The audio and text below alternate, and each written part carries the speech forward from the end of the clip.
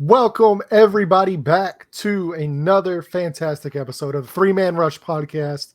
I'm your host, Landon Oliver, here with my two co hosts, Andrew Scott and Big Jared Holly down here. If you are joining us, want to say thank you so much for supporting the channel. Make sure to go ahead, like and subscribe if you're watching on YouTube. Hit the bell notification so you can get notified every time we drop new content. We're going to be doing a lot of shows here, and then we're picking it up even more during the season. And then also, want to thank you if you're listening on audio format, whether podcasts are found, whether it's Spotify, Apple, Amazon, anywhere you're listening to podcasts. We want to thank you as well. Go ahead and subscribe there as well, because right now, today is another special episode. And this is when we kick off officially the NFL season previews, where we're starting with every division 2 times a week. We're going to be doing 2 divisions per week all the way up until we finish up. By that time, we're getting real close to the season starting. So this is always when it kind of gets a little bit real for me. But first off, like I said, we just want to say thank you to everybody supporting us. Also, you can follow us on Twitter. Our Twitter handles are in on the video if you happen to be watching. If you're not, go ahead and follow us at Three Man Rush Podcast on Twitter, where you can also find our individual Twitter accounts linked there as well for all cool football, sports related podcast information and all that stuff. So without further ado, let's get into the show. How you guys doing today? Doing good, man. Ready to get these division previews started. And this one doesn't really need much dressing up or introduction or anything like that. I don't think there's really anybody not excited to talk about this division. So this one's going to be easy and hard at the same time. Yes. Easy to talk about, hard to decide what the hell to do with it. I know, man. I went back and forth on this one. So if you are listening, this is officially the AFC West preview show for 2022. Obviously, this division is loaded. We wanted to go ahead, kick the division previews off with a bang. So we couldn't think of a better division than to go ahead and kick it off with the AFC West, where we're going to go through last year, see how everybody stacked up last year, how they finished. We're going to go through every team, some of the additions, some of the losses, how we think their season's going to turn out. Then at the end, we're each three going to give you our predictions, basically, of how things are going to play out this season. Generally, we do pretty well in these, so I'm actually kind of excited to see how everybody differs. I know I've went back and forth for pretty much since the beginning of April. I went back and forth like, I don't know who's winning this division. It's such a murderer's row, man. Fans win this division. Yeah, yeah, football fans are the real winners here. Yeah, no kidding. So let's get into how everything ended last year, how things played out. So if we go by last season's standings, the Chiefs finished 12-5. They ended up winning the AFC West again. It seems like they clearly have control of that division. Following that up was the Raiders at 10-7, who ended up making the playoffs. They snuck in. They really cut it down to the wire there. They really performed in crunch time and snuck into the playoffs, where, granted, didn't make it that far, but they got in. The Chargers were 9-8. They were right on the precipice. They actually played the Raiders the last week of the season to decide who's going to make the playoffs. That game went into overtime. Like, what a game.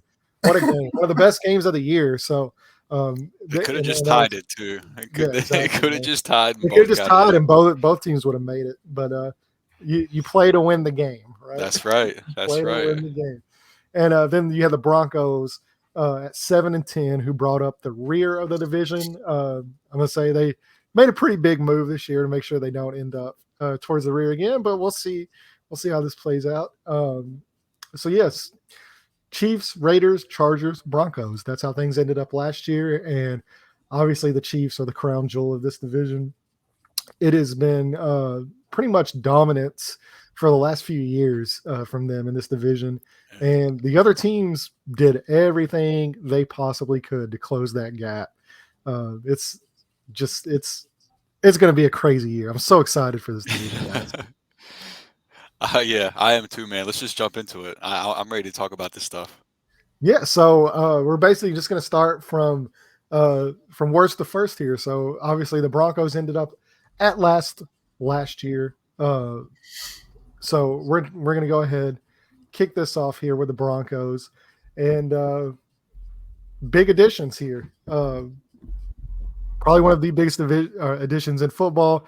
Made a humongous trade with the Seattle Seahawks to bring in Russell Wilson, the perennial Pro Bowl, Super Bowl champion quarterback. Granted, the Super Bowl title was a few years ago, but hey, he's done nothing but keep the Seahawks afloat for many years now. And he's going to have a chance with what we think is a better roster to compete in the AFC. I know Drew's excited to see him leave the NFC, especially the NFC West. He's so excited to see him go. So yeah, Denver Broncos. Just to go over some of the additions here, they had Russell Wilson signed Randy Gregory from the Cowboys, DJ Jones, K'Wan Williams, and just kind of bolster some of their other spots there. And then the losses, they actually did have a few losses there with Teddy Bridgewater, of course, leaving, Kareem Jackson and Kyle Fuller. Kareem Jackson, the safety, Kyle Fuller, the cornerback, moving on to different areas as well. But overall, the big news is the Russell Wilson trade. So, guys, I gotta start with you. I'm actually gonna start with Jared down here. Denver Broncos 2022. They make the deal for Russell Wilson. How do you see this changing possibly the landscape of that division and the landscape of the Broncos in general? Yeah, there's a lot of people last year that were extremely high on the Broncos and felt they were quarterback away of actually making a run. I mean, they're a talented defense.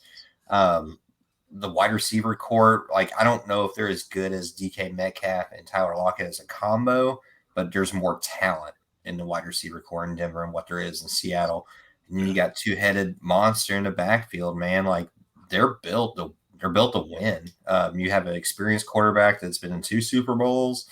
I don't think there's a whole lot of holes in this team. It's so hard in this division to call it, make heads or tails of anything. But I mean, quarterback is the most important position in all of football, and they definitely have a top 10 quarterback for sure. Yeah, Drew, kind of same question for you. So the Russell Wilson move, obviously a big one. How do you see this playing out in the division, and how do you think this kind of transforms that franchise into what we all think it could be?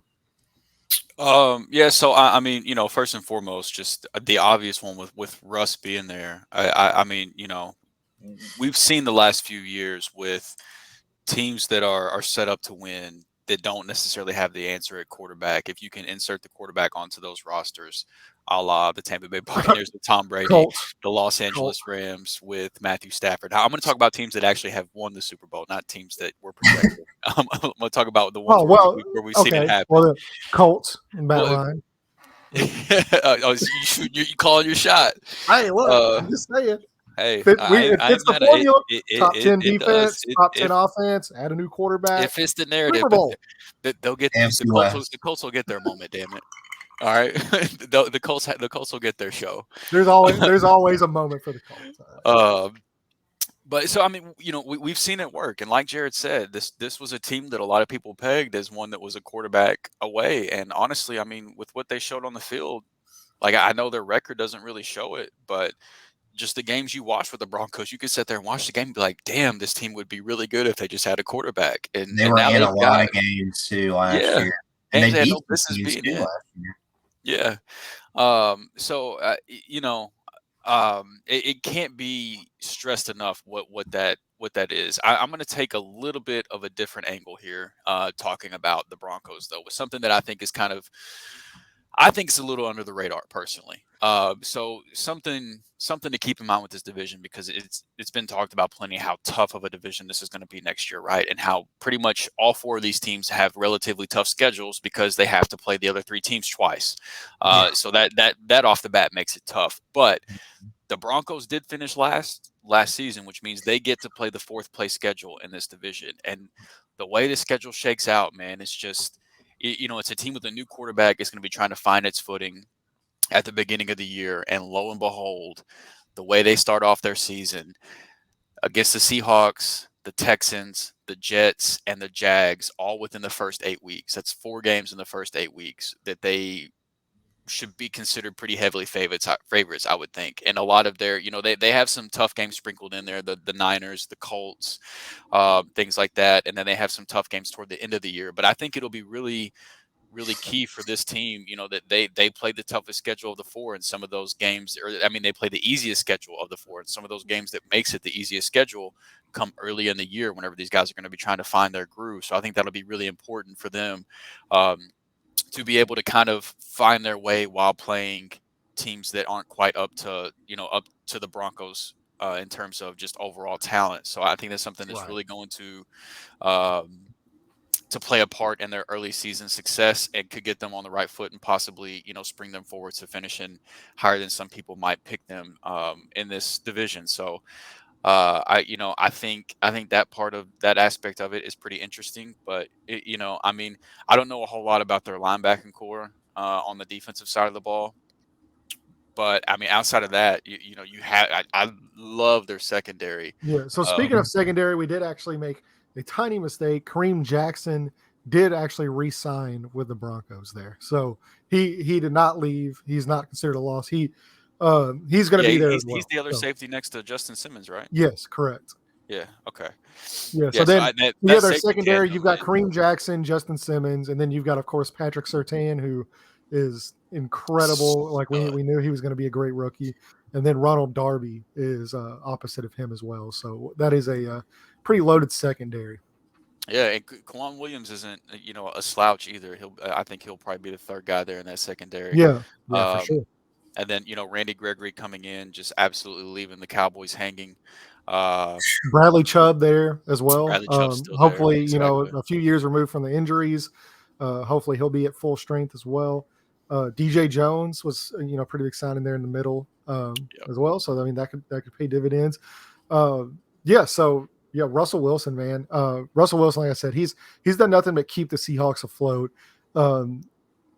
It's been tough watching him with the Seahawks because for whatever reason they seem to want to hold him back as far as passing, and he's still very efficient, very smart.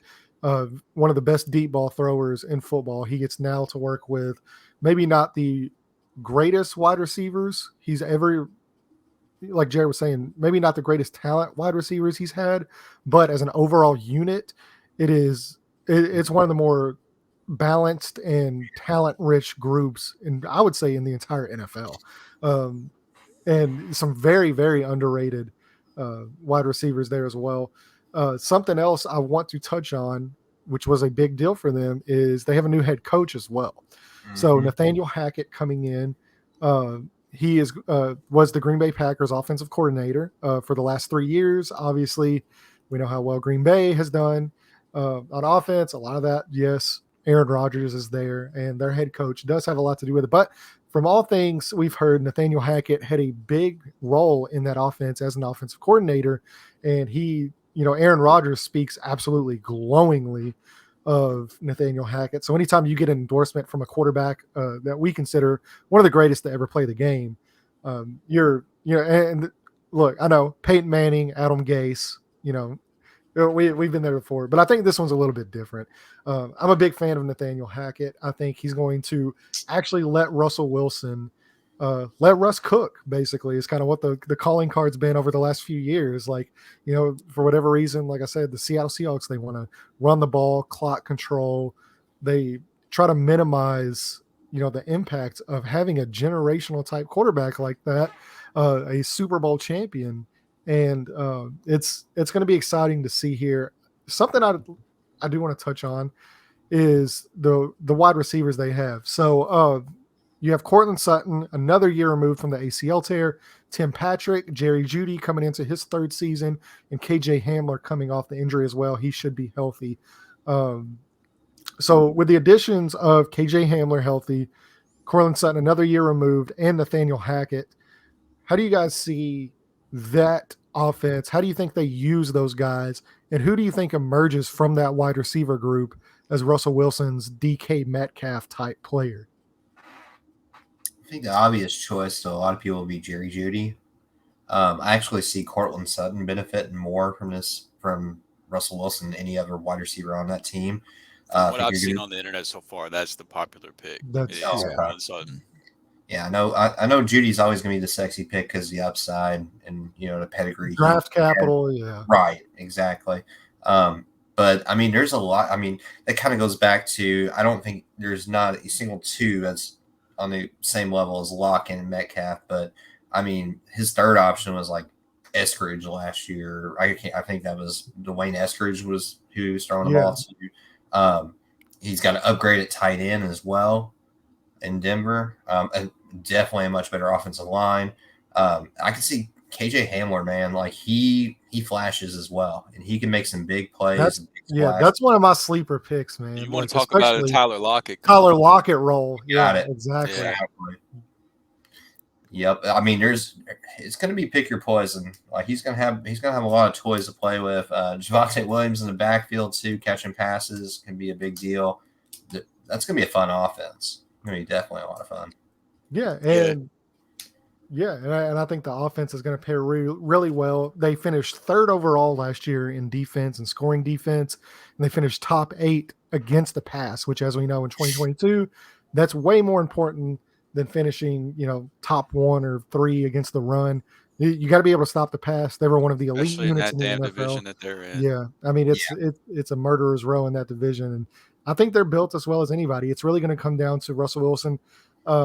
We've seen him sort of fade almost kind of as the season's gone on. How much of that do you attribute to Russell Wilson in general as the player or the Seahawks coaching staff? It's tough for me to doubt Russ too much, to be honest with you, and even tougher now that he's not with a division rival, so I don't have to really openly root against him. I've always been a fan of Russ's, and I haven't really been able to publicly say that too much, with him being with the Seahawks. But I don't think the Seahawks did a good enough job putting him in a position to succeed. It was almost just like, we're going to do the best we can to put ourselves in somewhat of a hole, and then in the fourth quarter, we're just going to ask you to dig us out of it. And more often than not, somehow he found a way to do that. And I just don't think that that's really going to be the case in Denver. They're going to have to play in some tough games, but I think more often than not, he's going to be given the opportunity to put them in a lead and then let the defense do what the Seahawks defense used to do in terms of holding leads. Now, I'm not comparing the Denver Broncos defense to the Legion of Boom, so don't hear what I'm not saying. But yeah, because the guy that built the Legion of Boom is the defensive coordinator for the Colts. So we're 17 minutes in. There's 2 Colts plugs. You've hit your quota. Okay. But no, I think it'll be a much more balanced approach, and not so much of, we're just going to run the ball until we're so far behind that we have to let you pass. And because, I mean, you're not wrong. He did get off to he was very prone to getting off to hot starts and then, kind of slowing down the second half of the year. Like I get what you're referring to. I think it'll be a much more balanced season for him. Not so many highs and lows is what I'm expecting. I think he's in an organization too, man, that over the last few years, I feel like they're one of the best organizations in football as far as like a management goes, and they treat the quarterback very serious, and like with the ownership and people involved in that. And plus, I mean, last year was kind of he had a terrible offensive line. He had a thumb injury like late in the season, or I think he missed like 3 games last year due to that thumb injury. And they never had an identity. Like you said earlier, they wanted to run the ball a whole lot. And then at the beginning, they're like, oh, we're going to let Russ be Russ and let him go out there and play. And then they just took the reins off him after 2 weeks. The Rashad Penny show. Drew's been waiting for it. It showed up, though. The community has been waiting for it for a long time. And yeah, he definitely went off late last year in several of his games. But maybe I'm not trying to be sly or anything, but I'm not a Pete Carroll guy. And I never felt like Pete Carroll used him correctly, and he put him in bad situations, hence the Super Bowl, the second one. But I feel like with the organization, they're going to treat him the right way, and they're going to protect him at all costs. And that's the biggest upgrade for him is moving organizations. And I think the Seahawks is a great organization, but it's not the same kind of management that the Denver Broncos have. All right. Yeah. Not much more to say. So I do have one final question for you guys regarding the Broncos. At the end of the year, and I want to do this for every team, at the end of the year, we're going to look back and say this one player was the X factor for this team.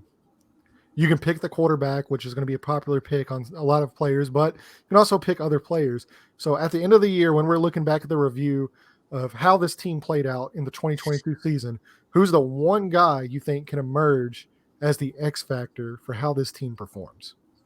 It's Russell Wilson. I mean, it's generic and simple, but I mean, it is at the end of the day, you're talking about a huge upgrade at quarterback position. And you go from Teddy Bridgewater to Russell Wilson, you're expecting results. And like, if you make moves like that, you're expecting Super Bowl in the playoffs to Super Bowls. So Super Bowl. That's a Super Bowl move. Wilson. For me, it's Patrick Surtain. I think he's going to take the leap to being like in the elite corners in this league. Like I think he will be in the conversation for top 3, top 5 best corners in football after this upcoming season. Yeah. So for me, my pick, obviously, if you listen to the show, I got to give love to my boy here. It's Javonte Williams. I think even with the addition of Russell Wilson, when you have a running back and a backfield tandem like that, you want to establish them as well.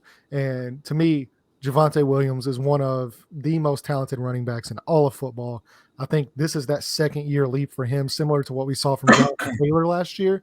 I think this is going to be the Javonte Williams show. And I do think, Melvin Gordon will play a role. I'm not saying that it's going to be a strictly, one person backfield, but I think at the end of the year, we're going to look back and say, like, that guy took the leap, that guy carried, a substantial load, and he's going to be one of the best running backs in all of football by the time the end of the year. Yeah, I don't think it'll be the exact down to the number 50-50 split we saw last year. I think it'll be more like 65-35 in Javonte's favor type of split. Like I don't. They literally had it like down to the exact carries and targets and everything. I mean, like I don't think it'll be unreal like that. And it was efficient too, which was like worked. I mean, they both had great seasons last year. Yeah, it's only going to get better for those guys having a upgraded quarterback as well. Yeah, I'm excited, and apparently there's been some news as well that they do expect Javonte Williams to carry a substantial load from that running backfield, way more than what people are expecting. So I'm excited to see how that's going to come to fruition when the season starts. So that's going to end our Broncos preview. If you are listening, drop in the comments and let us know, how you think the Broncos season plays out. What were some of your favorite moves? What were some losses that you think are going to end up hurting them?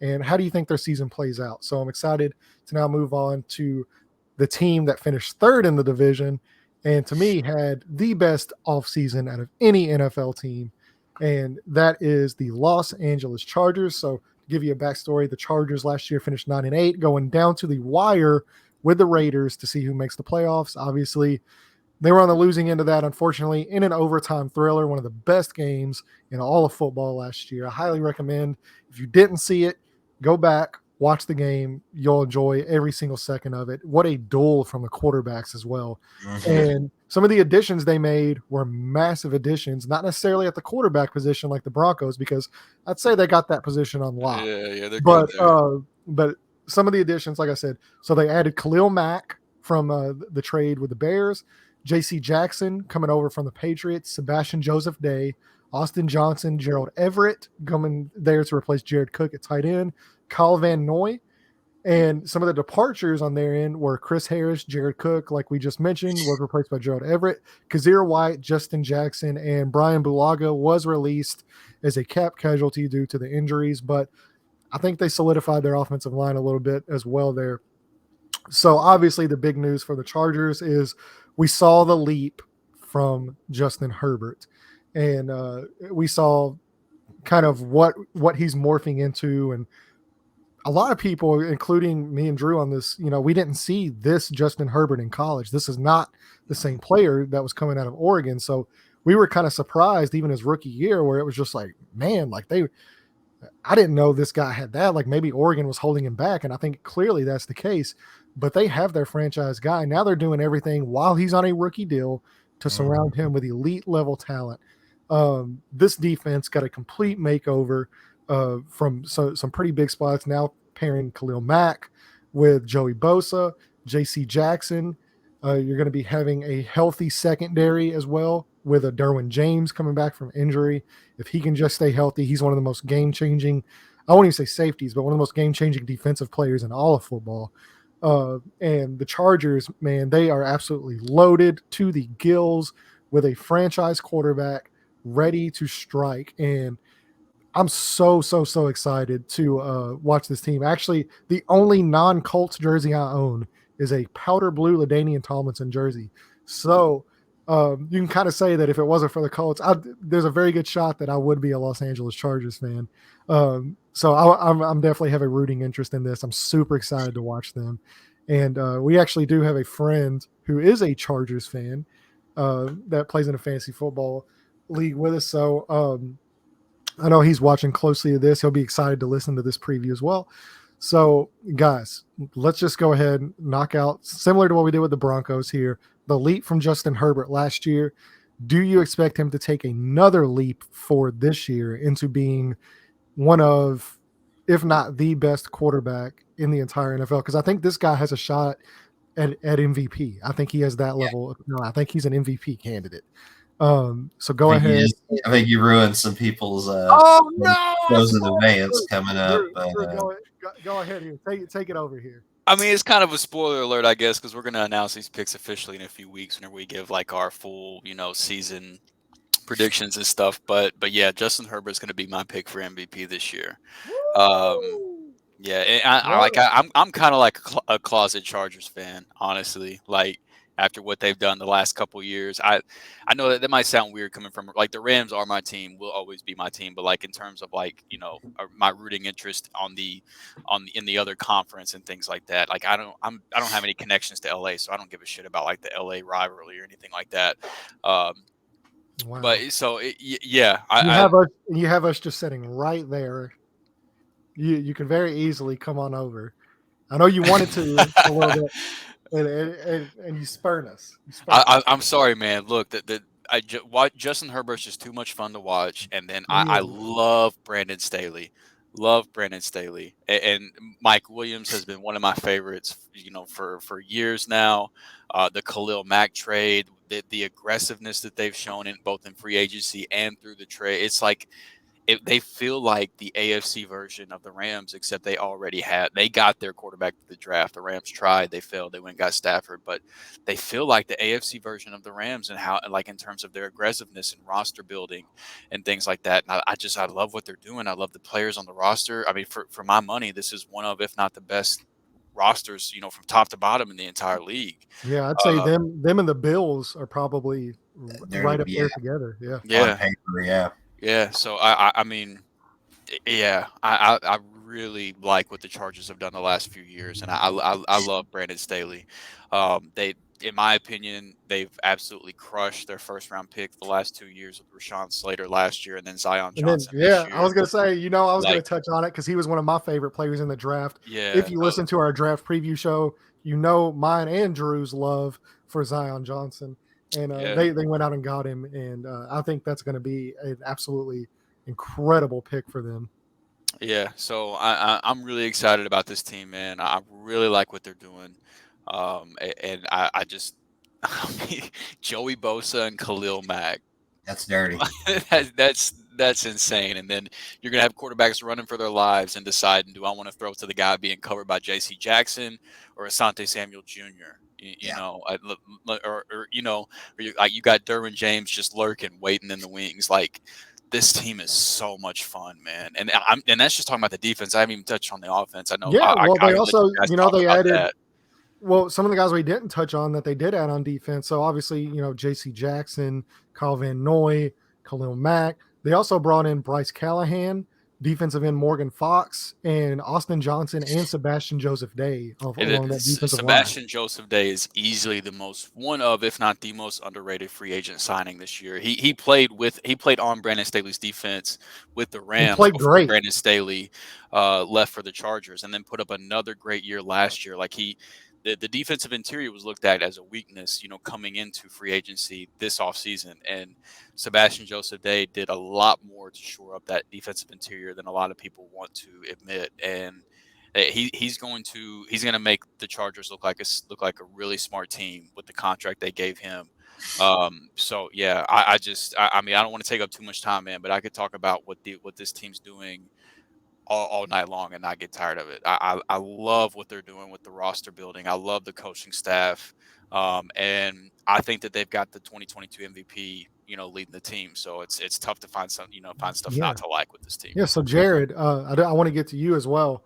With the Justin Herbert thing, I'm curious to see, do you think he takes that 3rd-year leap, and how do you view him coming into this season? Obviously he's an elite talent, but do you think he kind of solidifies that status as one of the best quarterbacks in the entire NFL this year? Yeah, actually, I was on same team as Drew as far as MVP. Nice. Oh, look at you. I like it. I was kind of leaning that way, and I'll tell you why. I think his numbers take a dip. Like, I do. I think they will take a dip because the team is going to be better on defense than what they were last year. He's going to have big games. Of course, you're playing, the AFC West, which is going to be loaded. No, there's going to be a lot of shootouts in that. The kid's a winner. Like, if he makes a mistake, he shrugs it off. I mean, you watch that Raiders game last year. There was, him and Derek Carr, it was just back and forth, back and forth, back and forth. We played Baltimore the same way earlier in the year. He's just a winner. And if you want to make a comparison, Landon, this may be blasphemy to you, but I see a lot of the 04 Indianapolis Colts offense with this Chargers team. Like, a lot of similar. Like, you have your slot guy, you have a deep threat. There's a lot. The running game is elusive. They're a nasty team, man. They did more in the offseason than anyone else. I think it is the best roster in football. I think it's better than Buffalo's even. Yeah, I'm all in. I'm all in with the Chargers. Yeah, I don't like you guys. There's I'm not. I'm all in. I'm not ready to go 04 Colts offense, because that's like you think about it, man. But Herbert, I don't know, Herbert man. reminds me a little bit of Peyton Manning with a stronger arm. I'm telling you this, Keenan. As much as I love Mike Williams and Keenan Allen, there's no Reggie Wayne, there's no Marvin Harrison, and then I love Gerald Everett. He ain't Dallas Clark, and I love Austin Eckler. He ain't Edgerrin James. That's that. I think you could be like a light version of that, but I don't see that type of. I mean, maybe because it's a different league than it was. It's a completely different league. But the 04 Colts. You don't want to get me started on that. So that's hallowed ground for me. So let's keep it on the subject of the Chargers. I don't want to get too much Colt stuff in here. That being said, so Brandon Staley, for better or for worse, makes the call last year to go for it in overtime instead of taking the tie, making the playoffs. Like we said, you play to win the game. Is that something that you think he's thought on this offseason and learned from? And do you expect him to almost kind of not necessarily rein back in the aggressiveness and decision making, because I think that's what makes him a great coach, but at the same time, do you think he kind of learned his lesson a little bit from that? And how do you think that affects his, decision making going forward? Because they lost, I believe, a few games actually from the aggressiveness, and I love that personally. I know Drew loves that. I think Jared loves that as well. But do you think he kind of tones it down a little bit and it's just like, hey, look, we have all the things to win. Let's just get out of here with a W instead of just trying to make a statement here. I hope not. Yeah. Preach, man. My personal opinion, there's 3 games to my knowledge that they could have won and didn't win. They win one of those 3 to a playoff team. And the way the NFL is, it's week to week, you can't afford not to at this point. In overtime, a prime example, we go back to overtimes. If they play just to go to overtime, look at what happened in Buffalo against Kansas City. There's so many examples of what happens in overtime that can dictate a game. You play to win. I hope he doesn't take his foot off the gas. No, me either, man. I think it shows supreme confidence in your players, and that's part of why I love it. The ball might have not bounced their way last year, but look, they could very well, say there's 3 games that comes down to a 4th quarter conversion this year. They could win all 3 of those this year, and it could be the difference in them getting a 4 seed or winning the division, or Yeah. a 5 seed or winning the division. Like you don't know. I love the aggressive nature. I love the faith that he shows in his players, and I hope not a single thing about it changes. Kind of get off, like, I know we're on the West, but John Harbaugh got a lot of grief last year for the same scenario. I think that's a player's coach. That's someone that they want to play for. And the Ravens, they had a tough year last year as far as injuries go and everything else. They're a team, like, if they have a chance to win now, they can't afford to go in overtime, because they're probably not going to win in overtime. There's several scenarios with that. And Staley, I think Staley, with the last game of the year, if that wouldn't have happened, this conversation wouldn't be taking place. And a lot of people will say, like, oh yeah, of course. If they tie, they make it. Well, I mean, the Raiders weren't playing for a tie really either, man. Like, they were trying to win that game too. Like, neither team should have been. Right. And it would have cheated the players and the fans. And I respect both teams for. Well, I think it would have cheated the fans, because we would have got the Chargers instead of the Steelers in the playoffs, and that's a win for everybody. That would have been a win. That would have been a win for everybody. Yeah, but I am glad it played out. I'm not glad it played out the way it did, but I'm glad that they both just full send went for it though. It made for a very entertaining game, and I hope they keep the same energy. Yeah. All right. So I do agree with both of you guys on that as well.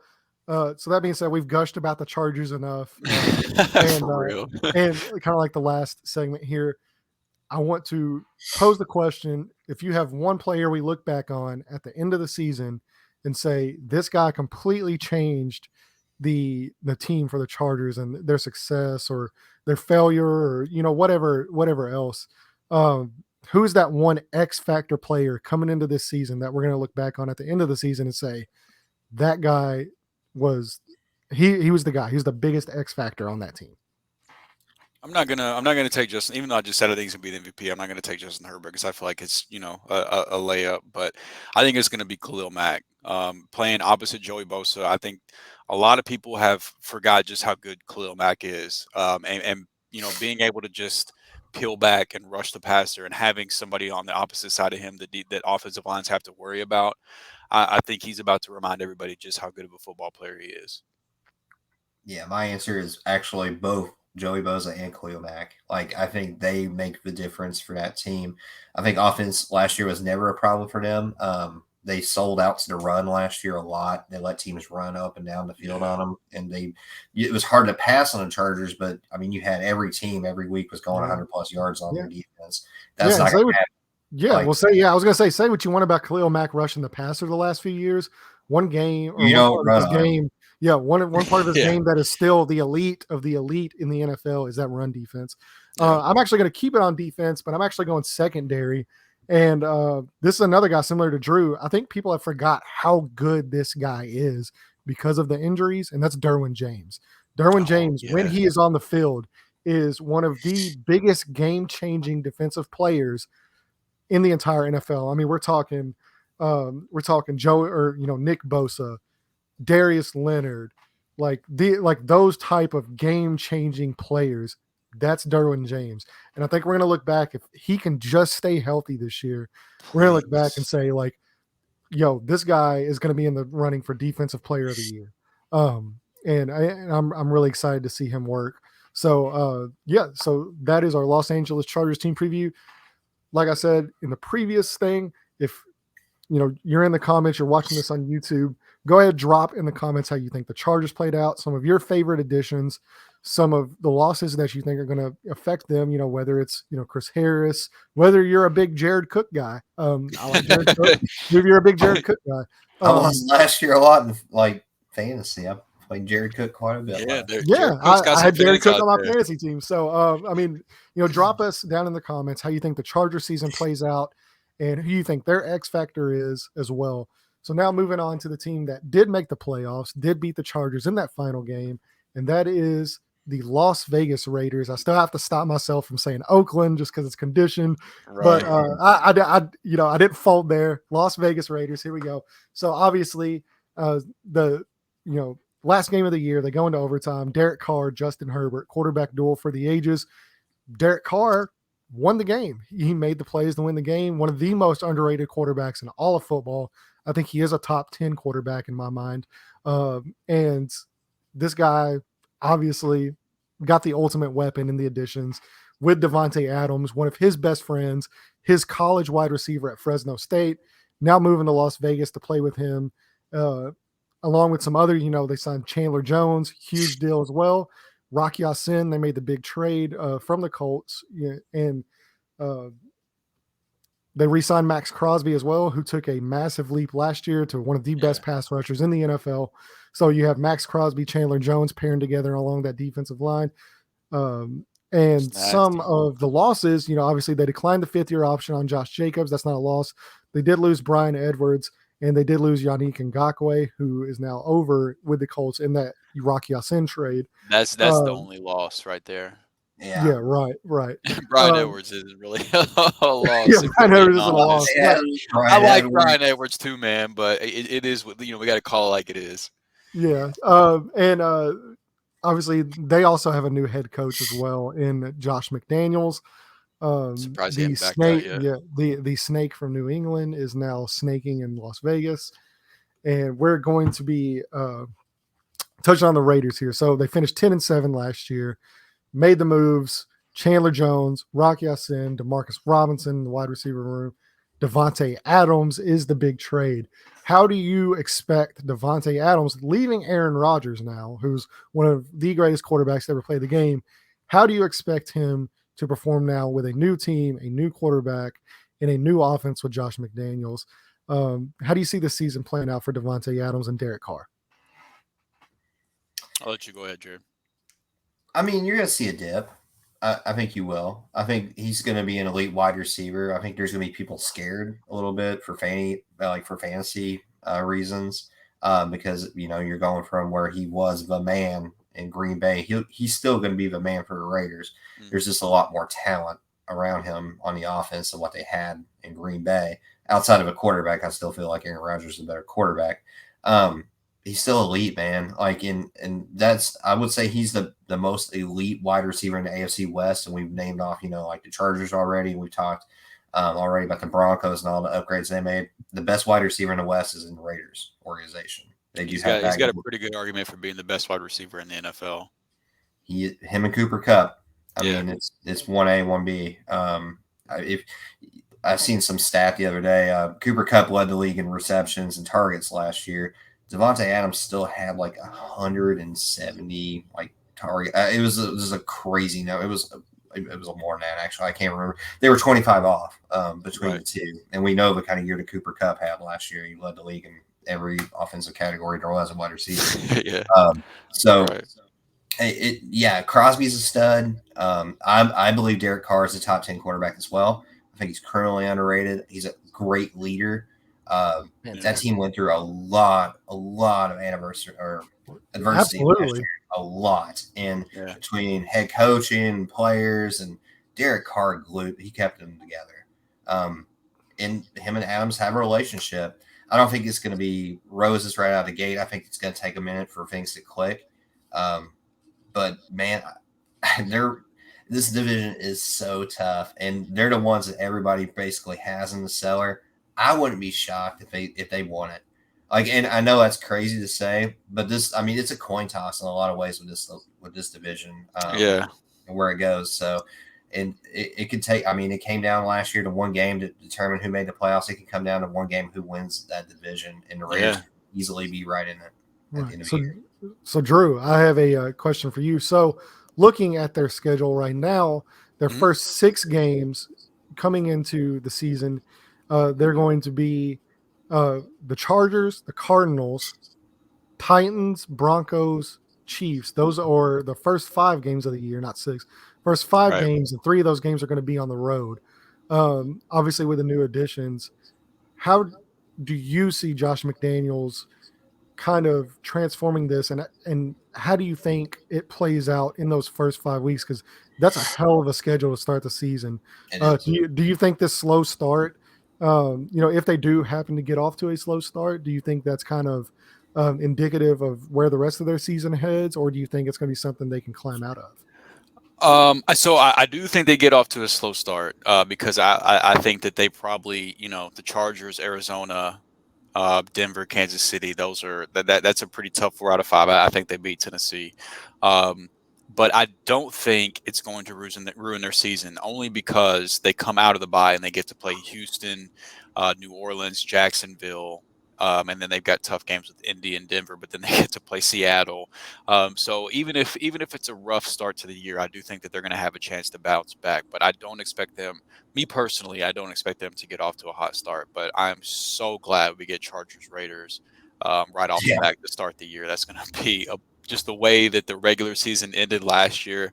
To start off with that matchup this year is great. But yeah, I do think they get off to a somewhat slow start, but I don't think it's going to be the end all be all for their season, because I do think they're going to have a good chance to recollect with their bye week and get back on the right track.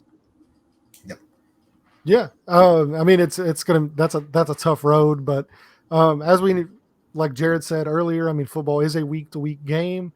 Any team can beat anybody, so I mean they could get off to a hot start and then coast the rest of the year. They could get off to a slow start, and we'll see how that plays out. Obviously, they have a lot of changeover with the additions, with some of the losses there, and with the new head coach. So that being said, with the Raiders, we've kind of touched on the big Devontae Adams move, the Chandler Jones move, Rocky Ya-Sin, Max Crosby's going to be re-signed as well.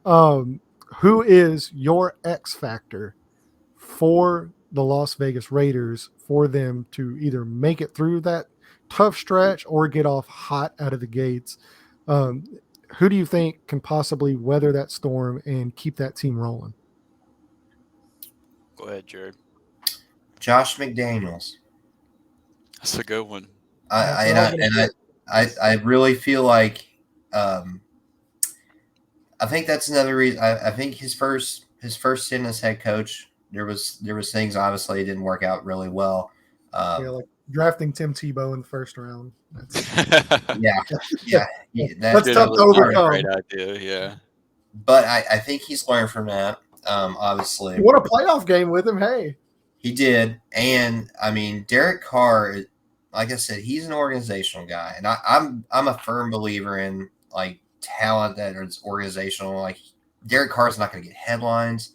Josh McDaniels, like if they get to a hot start, man, 4-1, look out, because that schedule is like it gets easier. I think if they come out of that schedule like 2-3 even. Yeah, 2-3. Like somewhere like that. Yeah. And I think McDaniels is going to make a big difference with that offense. It is Josh Jacobs. They're not going to, most likely he won't be there next year. There's a very good chance they run him to the ground to open up that passing game and to cut back on the Chargers offense like week 1. I can see it be a lot of Josh Jacobs just to basically keep Herbert off the field. They're going to play some ball control, man. And Crosby's he's a great pass rusher. Ultimately, I think it's going to come down to Josh McDaniels and how he runs that offense is going to make the biggest difference for that team. True. So I'm gonna use a whole unit for mine. For me, the X factor, the thing that if this team's going to finish better than I think that they will, it's going to have to be the offensive line performing better than I think. We've talked about Randy Gregory and Bradley Chubb. We've talked about Bosa and Khalil Mack. And in my opinion, this offensive line is bad. And they're going to be going up against some tough defensive lines, not just in their division, but throughout their schedule. And I think it could make or break this team if they end up being as bad as I think they are. So if they outperform expectations, if they end up being a better unit than what I'm looking at on paper right now and how I feel about what I'm looking at, then I think they could finish better than how I feel about them. But if not, then I think it's going to be a tough road for them. Yeah, so for me, I'm kind of sticking with Drew, not necessarily the O-line, but I am going to take an entire group here, and that's going to be the secondary. Obviously, in that division, you have all the weapons in the world. You have the Broncos wide receiver core. You have Mike Williams, Keenan Allen, Gerald Everett, all those guys over there with the Chargers we just talked about. And then that's not even touching on Patrick Mahomes, Travis Kelce, obviously with the Chiefs. They made the move for Rocky Ya-Sin, who I think took a leap last year. I think he was a very, very good cornerback last year. but I think the room overall as a whole, especially their safety, their safety room, it leaves a little bit to be desired. So I think if some of those guys can take a step forward, that's going to play a big role in how their season starts, stops, and especially the way they perform in that division. Because they're not going to, for 6 games, we know for sure, they're not going to get a break in that secondary one bit. Yeah. And so I think the performance of that room can really make or break the way that their season ends up folding out. Because I think obviously the defensive line, the quarterback, the wide receivers, the weapons there with Hunter Renfrow. And even though I'm not a huge Josh Jacobs fan, I do think he is a serviceable running back. I think he's a good running back. Yeah. So I think everywhere outside of that, except for that linebacker core and that secondary, I think they're solid enough to withstand the storms in all those spots.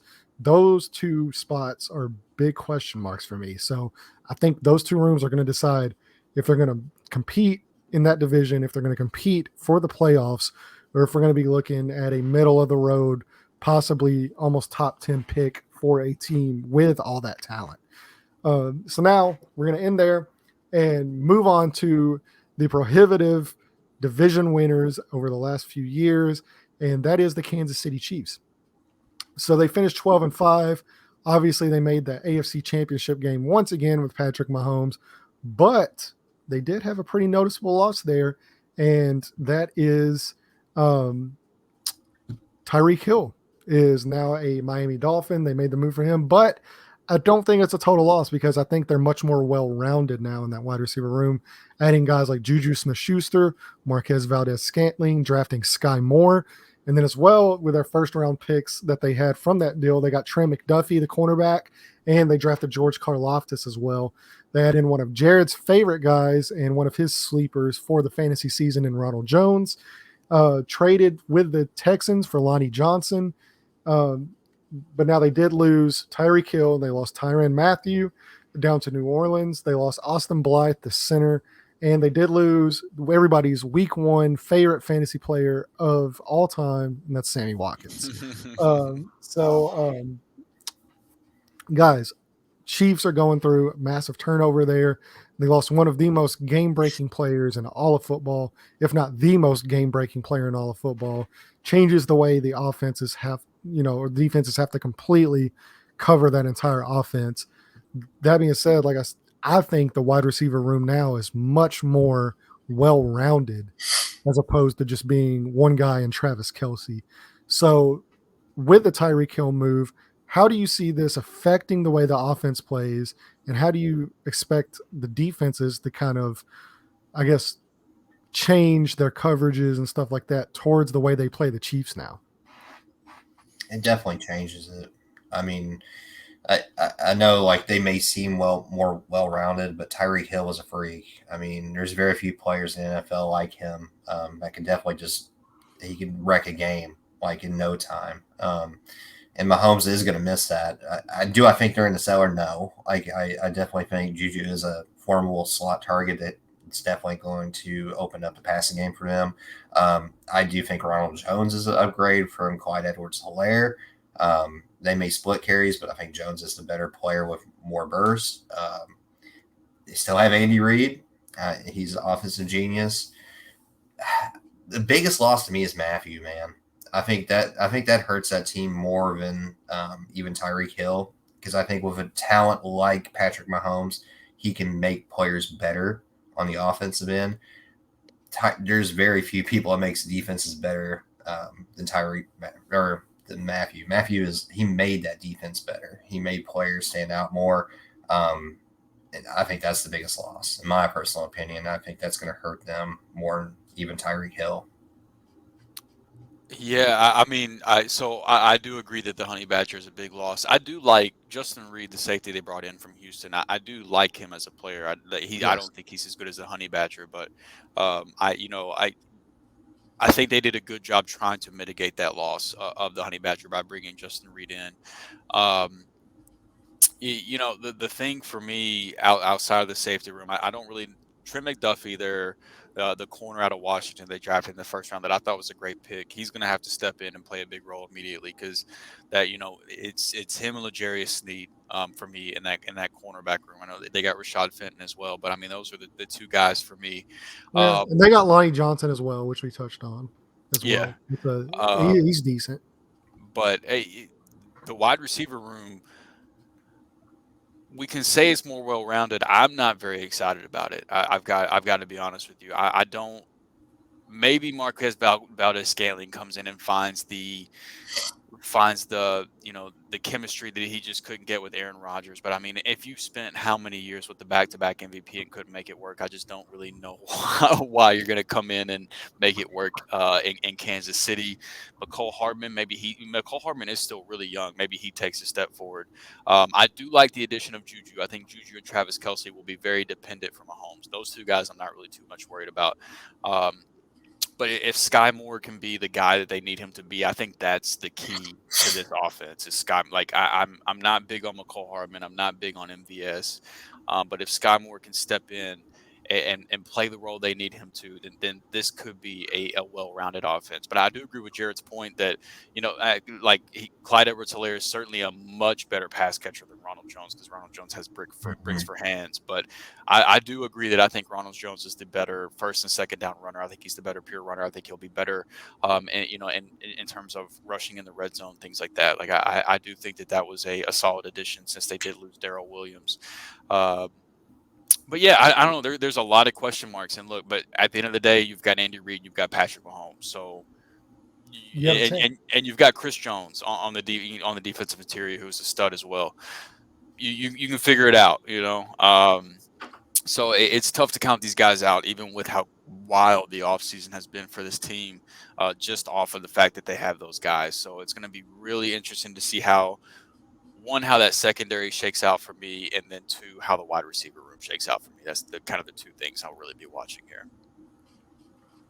Yeah, same for me. And like you said, as long as you have Mahomes, as long as you have Andy Reid, you have the two most important pieces to a team, and that's a great head coach and that's a great quarterback. So the rest you can kind of figure out. But this is going to be such a tough division, man. It's going to be tough to figure it out every single week. And the good news for them is that they do have an elite level offensive line, at least for this year with the Orlando Brown thing. We'll see how that plays out. But they're going to be facing some really, really strong pass rushes.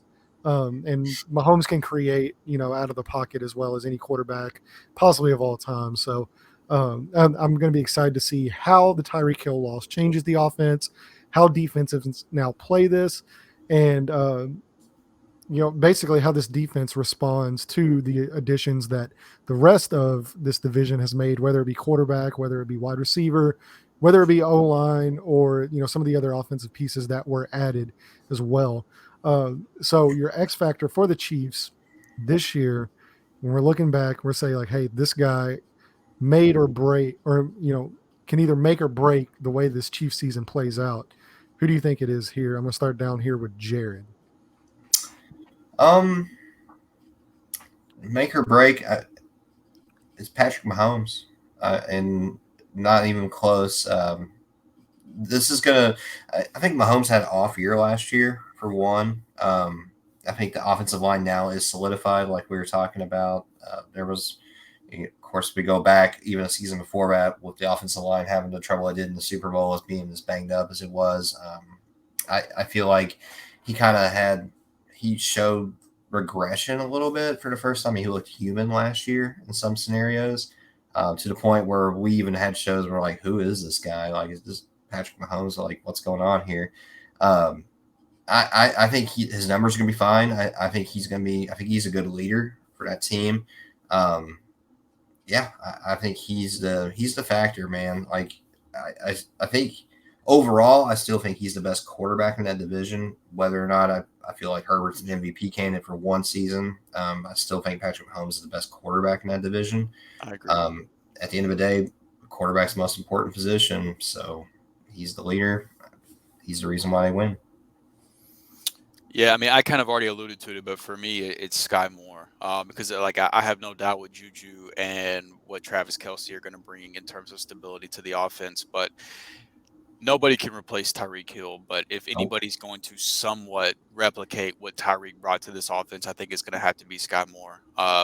Now, McCole Hardman or MVS could very easily prove me wrong because they are going to get an opportunity in a very good offense with a great quarterback. So, maybe they finally break out and make good of this opportunity that they have. But for me personally, I think Sky Moore, even as a rookie, has the best shot of doing that. And so I think his role is going to be really important to this offense to give it a different dimension that Juju and Kelsey just can't give it. One more thing to add too. This is a brand new receiving core for Patrick Mahomes. There's no Byron Pringle. There's no Demarcus Robinson. Yeah, this is all new guys. Turnover. Yeah. I mean, this could easily. We talked about the Raiders' schedule being tough. Kansas State's schedule is going to be brutal. The toughest. They have the toughest schedule in the league, bar none. It's going to be brutal, and they've got a lot of new pieces. There's a good chance they start slow this season coming up. Yeah, for me, it is going to be it's going to be Trent McDuffie, their first round cornerback pick. He's going to be asked, especially when no Tyreek Hill. I know Justin Reed's there. I know Lonnie Johnson's there, but to me, that's a guy that you draft a cornerback like that, and he has all the talent in the world to play against some of these elite wide receivers in this division. And I mean, he's not going to get a break. This is baptism by fire.